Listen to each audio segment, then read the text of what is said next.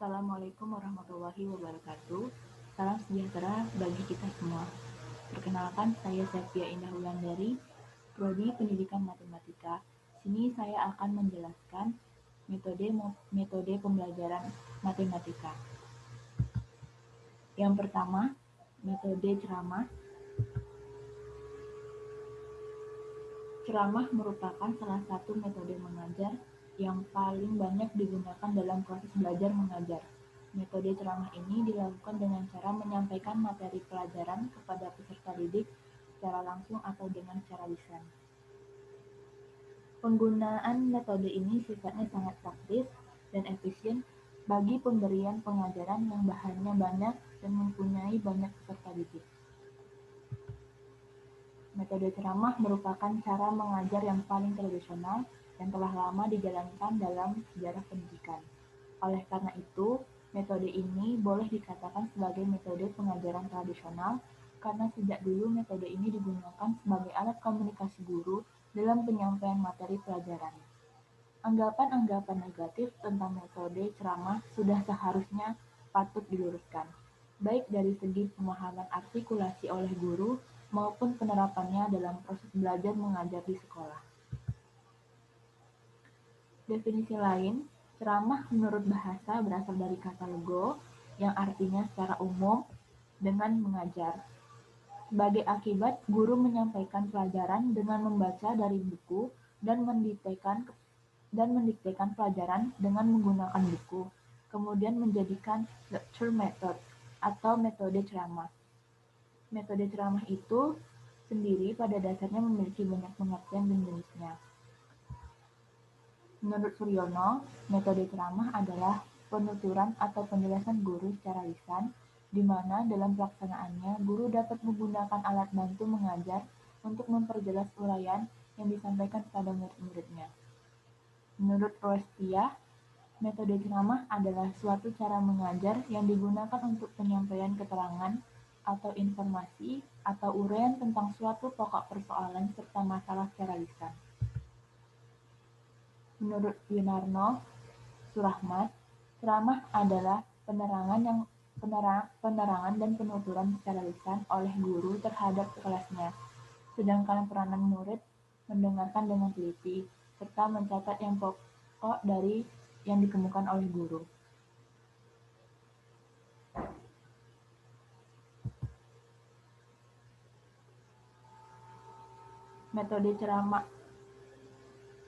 Metode ceramah merupakan metode mengajar yang paling banyak digunakan. Hal ini mungkin dianggap oleh guru sebagai metode mengajar yang paling mudah dilaksanakan.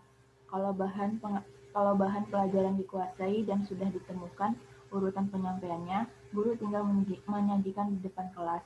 Siswa memperhatikan guru berbicara, mencoba menangkap apa isi dan membuat catatan. Tujuan penggunaan metode ceramah: pertama, mentransfer sejumlah pengetahuan dari guru kepada peserta didik. Kedua, memberikan informasi kepada peserta didik tentang sesuatu untuk dipelajari lebih lanjut. Ketiga, menerangkan, menjelaskan sesuatu dari bahan yang ada. Keempat, mengemukakan hal yang tidak ada dalam buku. Kelima, memberikan gambaran umum dari keseluruhan bidang studi atau konsep. Yang keenam, menuntun peserta didik mengenal struktur dasar pengetahuan, menuntun peserta didik ke arah pengetahuan kerangka, sistematika, logika, dan pengembangan struktur ilmu. Langkah dalam metode ceramah. Yang pertama, melakukan pendahuluan sebelum bahan baru diberikan dengan cara sebagai berikut. A. Menjelaskan tujuan lebih dulu kepada peserta didik dengan maksud agar peserta didik mengetahui arah kegiatannya dalam belajar. Bahkan, tujuan ini dapat mengakibatkan motivasi belajar jika berkalian dengan kebutuhan mereka. B. Setelah itu baru dikemukakan pokok-pokok materi yang akan dibahas. Hal ini dimaksudkan agar peserta didik melihat luasnya bahan pelajaran yang akan dipelajari. C. Memancing pengalaman peserta didik yang cocok dengan materi yang akan dipelajarinya. Caranya ialah dengan pertanyaan-pertanyaan yang menarik perhatian mereka.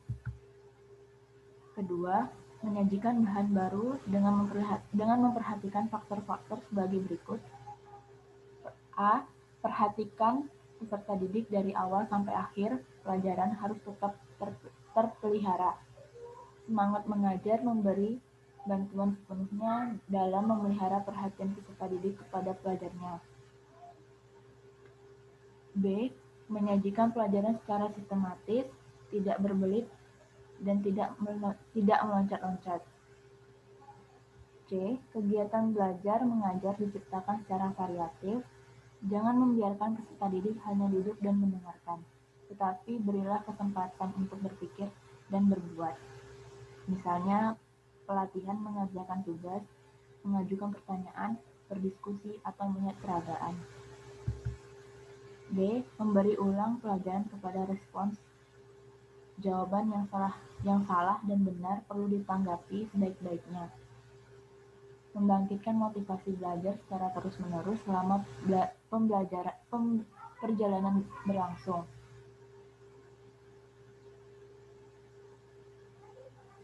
Motivasi belajar akan selalu tumbuh jika sesuatu belajar menyenangkan. Menggunakan media pelajaran yang variatif yang sesuai dengan tujuan pelajaran. Langkah dalam metode ceramah. 3.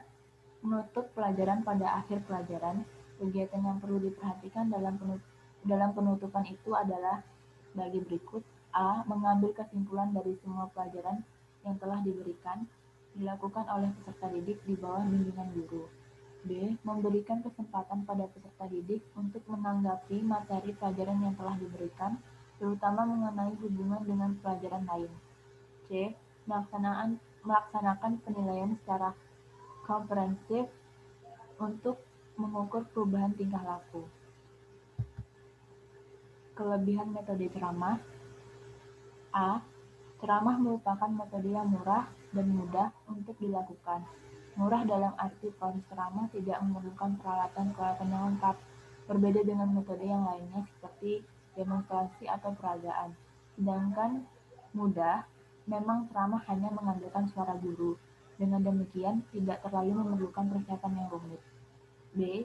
Ceramah dapat menyajikan materi pelajaran yang luas, artinya pelajaran yang banyak dapat dirangkum atau dijelaskan pokok-pokoknya oleh guru dalam waktu yang singkat. C. Ceramah dapat memberikan pokok-pokok materi yang perlu ditonjolkan. Artinya, guru dapat mengatur pokok-pokok materi yang mana yang perlu ditekankan sesuai dengan kebutuhan dan tujuan yang ingin dicapai. D. Melalui ceramah, guru dapat mengkontrol keadaan kelas. Oleh karena sepenuhnya kelas merupakan tanggung jawab guru yang memberikan ceramah. E. Organisasi kelas dengan menggunakan ceramah dapat diatur menjadi lebih sederhana. Ceramah tidak memerlukan setting kelas yang beragam atau tidak memerlukan persiapan-persiapan yang rumit. Asal siswa dapat menempati tempat duduk untuk mendengarkan guru, maka ceramah sudah dapat dilakukan. Kelemahan dari metode ceramah.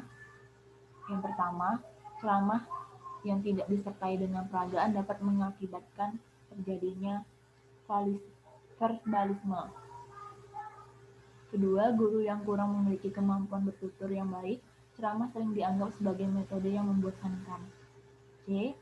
Melalui ceramah, sangat sulit untuk mengetahui apakah seluruh siswa sudah mengerti apa yang dijelaskan atau belum.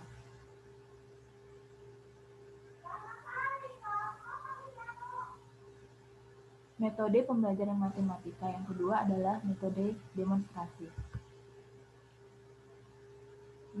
Metode demonstrasi adalah metode penyajian pembelajaran dengan memperagakan dan mempertunjukkan kepada siswa tentang suatu proses, situasi atau benda tertentu, baiknya hanya sekedar tiruan. Sebagai metode penyajian, demonstrasi tidak lepas dari penjelasan secara lisan oleh guru. Walaupun dalam proses demonstrasi, peran siswa hanya sekedar memperhatikan, akan tetapi demonstrasi dapat menyajikan bahan pelajaran lebih konkret. Dalam strategi pembelajaran, demonstrasi dapat digunakan untuk mendukung keberhasilan strategi pembelajaran ekspositori dan inquiry. Langkah-langkah dalam metode demonstrasi. Yang pertama, tahapan persiapan. A. Merumuskan tujuan yang harus dicapai oleh siswa setelah proses demonstrasi berakhir. Tujuan ini meliputi beberapa aspek seperti aspek pengetahuan, sikap, atau keterampilan tertentu. B. Mempersiapkan garis besar langkah-langkah demonstrasi yang akan dilakukan. D. C. Lakukan uji coba demonstrasi meliputi segala peralatan yang diperlukan. Yang kedua, tahapan pelaksanaan. Yang pertama itu langkah pembukaan.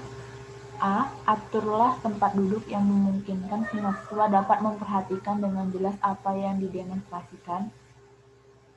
B. Kemukakan tujuan apa yang harus dicapai oleh siswa. Kemukakan tugas-tugas apa yang harus dilakukan oleh siswa. Kedua, langkah pelaksanaan demonstrasi. Yang A.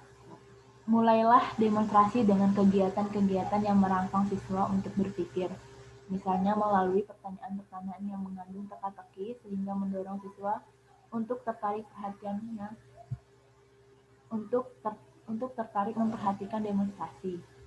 B. Ciptakan suasana yang menyejukkan dengan menghindari suasana yang menegangkan. C. Yakin bahwa semua siswa mengikuti jalannya demonstrasi dengan memperhatikan reaksi seluruh siswa. D. Berikan kesempatan kepada siswa untuk secara aktif memikirkan lebih lanjut sesuai dengan apa yang dilihat dari proses demonstrasi itu.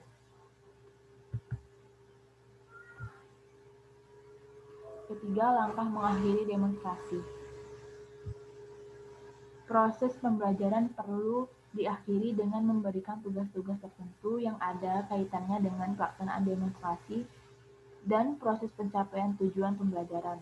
Hal ini diperlukan untuk meyakinkan apakah siswa memahami proses demonstrasi itu atau tidak. Selain memberikan tugas yang relevan, ada baiknya guru dan siswa melakukan evaluasi bersama tentang jalannya proses demonstrasi itu untuk perbaikan selanjutnya. Kelebihan dari metode demonstrasi ialah yang pertama, melalui metode demonstrasi terjadi verbalisme akan dapat dihindari, sebab siswa disuruh langsung memperhatikan bahan pelajaran yang dijelaskan. Kedua, proses pembelajaran akan lebih menarik, sebab siswa tak hanya mendengar, tapi juga melihat peristiwa yang terjadi. Ketiga, dengan cara mengamati secara langsung, siswa akan memiliki kesempatan untuk membandingkan antara teori dan kenyataan. Dengan demikian, siswa akan lebih meyakinkan kebenaran materi pembelajaran. Metode demonstrasi juga memiliki kelemahan. Antaranya, yang pertama, metode demonstrasi memerlukan persiapan yang lebih matang. Sebab tanpa persiapan yang memadai, demonstrasi bisa gagal sehingga dapat menyebabkan metode ini tidak efektif lagi. Kedua, demonstrasi memerlukan peralatan, bahan, dan tempat yang memadai, yang berarti penggunaan metode ini memerlukan pembiayaan yang mahal dibanding dengan ceramah. Ketiga, demonstrasi memerlukan keterampilan dan kemampuan guru yang khusus, sehingga guru dituntut untuk bekerja lebih profesional. Di samping itu, demonstrasi juga memerlukan kemauan dan motivasi guru yang bagus untuk keberhasilan proses pembelajaran siswa. Sekian dari penjelasan saya. Apabila ada kesalahan mohon dimaafkan. Assalamualaikum warahmatullahi wabarakatuh. Salam sejahtera bagi kita semua.